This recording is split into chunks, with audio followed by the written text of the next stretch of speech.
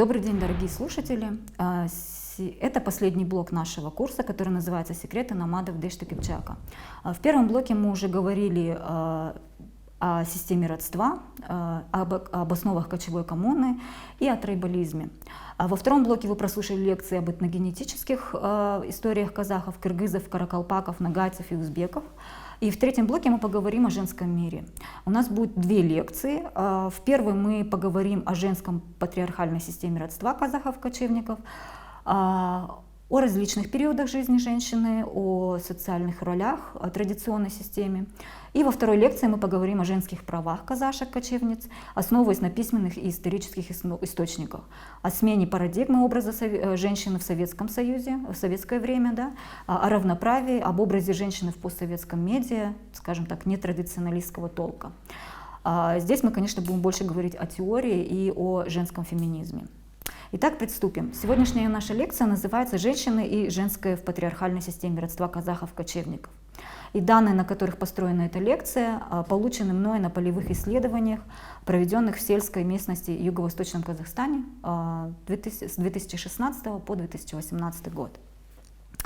Итак, женщины в системе родства. Как уже упоминалось в первой лекции по системе родства, родство казахов патрилинейное, то есть остаются в памяти в основном только имена мужчин, но не женщин. Сохранялось строгое соблюдение правил ЖТА по мужской линии, однако женских линий это не касалось. Интересно, что этот момент сейчас, конечно, можно и модно рассматривать с точки зрения ущемления прав женщин, однако можно задаться вопросом, возможно, ведь в этом и была сила женщины. Ведь именно она, проходя в род своего мужа, меняла его, добавляла свое, включая свою кровь, и обновляла и влияла, конечно. Она объединяла два рода и закрепляла уже существующие связи. Пересмотреть роль женщины, увидеть ее слабость, ее угнетенность, а может быть ее и силу. И как мы уже смотрели с первой лекции по теме системы родства, мы уже видели, что существует небольшое, однако существенное отличие в обозначении групп родственников для женщин и для мужчин после вступления в брак. Мы помним, что для мужчины уэс-журт не меняет название, остается уэс-журт. В то время как для женщины уэс-журт получает статус туркендер или туркенжурт после замужества. Женщина переезжала в ставку мужа, и этот физический переезд и дальнейшее пребывание уже в кругу родственников мужа, так сказать, пребывание, существование, да, географическая отдаленность от своей родной семьи, а также определяла изменение статуса. То есть мы видим, что событие, которое меняло что-то в жизни женщины, это вступление в брак. Теперь я хочу вам показать следующий слайд с жизненными циклами женщин. Не то чтобы у мужчин не было таких жизненных циклов, они были и есть, однако ввиду того, что именно женщина переезжала в ставку мужа, и ее жизнь кардинально менялась с замужеством, мы поговорим об этом. Хочу сделать оговорку, что это лекция о женском в системе родства казахов, сложившемся в традиционном обществе, дисфункцию которого мы сейчас наблюдаем. Сейчас люди не кочуют, они живут в городе, да, то есть сейчас совершенно другая картина. Но что-то осталось, может быть, эта лекция будет к пониманию того, что происходит сейчас. Женщина до замужества должна, как и мужчина, знать имена всех своих семерых предков. Однако после замужества женщина еще и должна была очень быстро разобраться в иерархии родства мужа, кто кому кем приходится, для того, чтобы правильно к ним обращаться. И самое важное – выучить имена семерых предков своего мужа. Это требовалось для того, чтобы научить своих детей этому, которые, собственно, были носителями фамилии мужа и обязаны были знать эти имена. То есть женщина здесь играла воспитательную роль, очень важную. Итак, стадии жизни женщины. На этом слайде мы сейчас видим различные стадии жизни женской жизни. Грубо говоря, у женщины было 4 жизненных стадии. Переход в каждую стадию проходит через определенную инициацию. Итак, первая стадия – это незамужняя женщина, девушка. Это первый период, когда девушку обучают и ей прививают навыки, которые она будет использовать в замужней жизни. Женщина живет в доме родителей, то есть девушка живет в доме родителей, в своем роду и находится под защитой своего отца и братьев. Вторая стадия – это невестка, келин. Это достаточно чувствительная и уязвимая позиция, поскольку девушка только что вышла замуж, и это такой новый период в ее жизни. Из первой стадии во вторую стадию женщина переходит через инициацию замужества, как мы уже поняли. Да? И именно в этой стадии женщина начинает знакомиться с новыми правилами и пытается адаптироваться. Очень быстро она должна это сделать. Итак, третья стадия – стадия материнства. Эту стадию невестка, не теряя свой статус невестки, усиливает свои позиции в роду мужа благодаря рождению ребенка и становится членом семьи. Таким образом, она закрепляет свой статус. С каждым последующим ребенком она более усиливает свои позиции в семье и сама уже принимает решения и может влиять. Есть такое понятие, как сара катын. Это название женщины, которая родила 3 здоровых детей, желательно мальчиков, желательно сыновей. И 4-я стадия – это стадия бабушки, как я ее называю, или уважаемой женщины байбище. Это статус женщина получает, когда ее дети становятся родителями, когда ее собственные дети становятся родителями, собственно, она становится бабушкой. Такова инициация в эту последнюю стадию. Женщина влиятельна и принимает решения, и она на более уже каком-то высшем уровне, то есть она уже может влиять. Даже во всех этих стадиях или жизненных циклах действия женщины либо улучшают статус мужа, либо его понижают. И здесь мы видим связь мужской гордости и женской сексуальности. Итак, если незамужняя девушка пользовалась большой свободой и имела высокий статус в доме своего отца, то, выходя замуж, она сталкивается с рядом ограничений в виде избегания имени, например. Все интересы женщины после замужества должны быть подчинены семье ее мужа и должны служить роду ее мужа.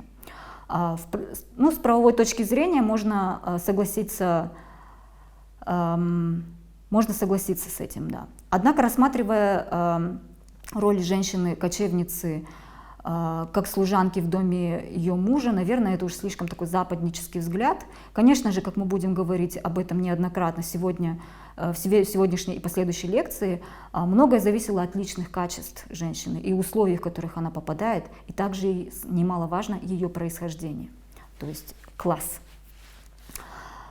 Что касается практик сватовства, мы не будем на них останавливаться подробно, расскажем лишь то, что часто девушка была с детства уже сосватана, и в этом, конечно, у нее не было выбора. Я говорю часто, потому что это было не всегда. В рамках нашей темы скажу, что часто потенциальным женихами были родственники со стороны матери, то есть один из родственников со стороны матери. Я уже немного упоминала об этом. То есть разнополые дети сестер могли быть потенциальными брачующимися. Также интересно, что были такие традиции, как карсы кудаласу или сюек жангарту. Это когда 2 сестры выдавались замуж за 2 братьев. Напомню, что сестры апкели сынлили в казахской терминологии родства не всегда означало именно сестер от одних и тех же родителей. Равно как и братья агайндылар не обязательно были сиблингами, то есть детьми одних и тех же родителей. Это такое небольшое ответвление в обычаях, которое до сих пор практикуется у казахов в Западной Монголии. То есть процесс карсы-куда означает заново становиться сватами, или сюек жангото говорит об обновлении кости. Например, вспомню сказку Ертыстык. Его отец Бай Ерназар очень хотел во что бы то ни стало женить всех своих 9 сыновей на дочерях из одного дома. Вот у него такая вот была блажь. И он, путешествует по степи, ищет именно дом, в котором есть 9 дочерей. И однажды он находит такой дом, где он видит присутствие 8 дочерей, то есть висят 8 сережек. И он начинает плакать, потому что он был так близок к тому, как бы сказать, к результату своих поисков, но оказалось 8, а не 9. И он сидит и плачет. И в это время выходит мать и говорит, что, оказывается, у нее не 8 дочерей, а 9. Вот. Чем закончилось, вы знаете. 9 дочерей этого дома становятся невестками Ерназара. Теперь мы перейдем к следующей части, к избеганию имени. Эта традиция существует и до сих пор вообще в обществах бывших кочевников тюрко-монгольского мира. Женщина после замужества не имела права называть родственников мужского пола по именам. То есть отца мужа, его братьев, зятьев, родственников со стороны матери и так далее. Относительно младших родственников мужского пола она могла быть очень избирательной и давать имена соответствуя типу их характера. И здесь женщина использовала также свою силу. То есть она могла придумать ему имя, и оно к нему приклеивалось.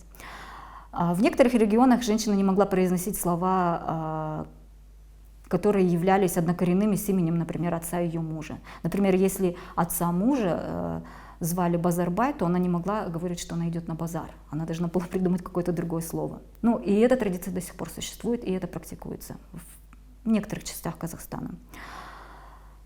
Итак, давайте перейдем к теме отношений между женщинами. Мы снова возвращаемся к иерархии и гендеру внутри женского, так сказать, мира. Да? Как я уже отмечала в первой лекции по системе родства, место каждого члена в системе родства уникально и неповторимо. И это ярко видно при рассмотрении женщин. То есть помимо статуса в своем родном доме, после замужества женщина также занимала место в иерархии родственных связей и системе родства мужа. И здесь ее статус уже зависел от статуса мужа. То есть неважно, была ли она старшей или младшей, или единственной любимой дочерью в своей собственной семье, но после замужества к ней начинали относиться в соответствии со статусом ее мужа. То есть если он был младшим сыном, она становилась младшей невесткой. Или старшим сыном, соответственно, она становилась старшей невесткой. Внутри невесток одного рода, то есть жен, сыновей и потомков одного деда, существует и существовала также иерархия. Я говорю о настоящем времени, потому что именно эта практика иерархии и память о ней до сих пор сохранилась и практикуется. Старшая невестка имела номинально высший статус, чем младшая невестка, хотя по отношению друг к другу они использовали термин «абысын», то есть они друг к другу приходились «абысын», вне зависимости от возраста. Однако из уважения и подчиняясь этой иерархии, старшие невестки могли называться младшими «женьге», что это, наверное, можно будет перевести на русский как «тетушка». Однако нельзя исключать и некоторые соперничества между невестками, которые приходились друг к другу «абысын».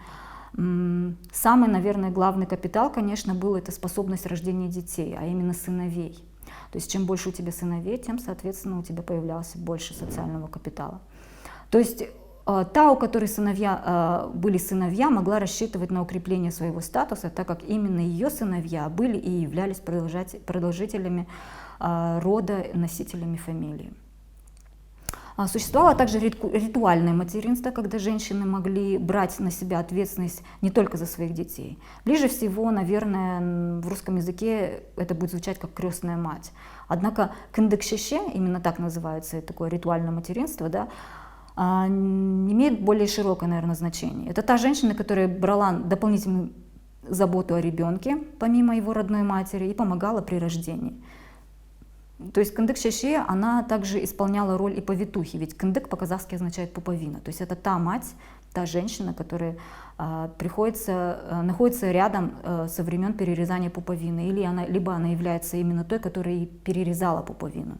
И этому передавалось сакральное значение во многих культурах.